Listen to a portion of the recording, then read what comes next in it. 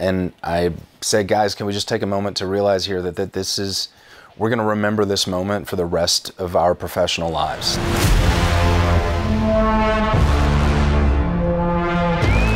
This is your captain. Our mission. To chart the stars. Anson, I would also love to ask you, because of course you've spoken before about the emotional experience about sitting in that captain's chair for the very first time. But I'd also love to hear if you remember stepping into that recording booth for the first time and uttering the Space, the Final Frontier speech. Space. The Final Frontier. Because of course there's this famous story about William Shatner having to be forced into a golf cart and rushed to the sound studio, you know, a few days before the first episode aired. Space. The Final Frontier. But I'd love to hear your story walking into that recording booth in the footsteps of Shatner and Stewart. To seek out new life and new civilizations. To boldly go where no one has gone before.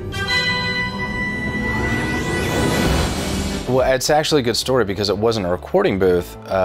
We were still under lockdown, so what they did is they sent me this box of recording equipment that I could use at home, and so I was in my basement. The technical team operating this box was in New York, and the post-production team was in Los Angeles, and we were really spending a lot of time on that monologue trying to get it exactly right, because, you know, you got one shot at it, right?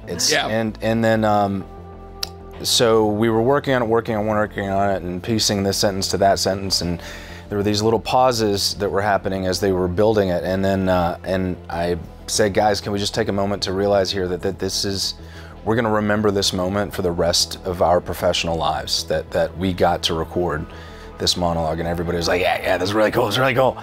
And then I realized, and I said, of course, you all realize that William Shatner is in orbit right now. And he was. This was while he was in orbit with Jeff Bezos. We were recording that monologue. I mean, you couldn't make that up. And it was also a great realization, because it took the pressure off of, you know, it just told me, don't try to outdo Shatner. Right, you just got outdone by Shatner yet again. The next great age of exploration starts with us.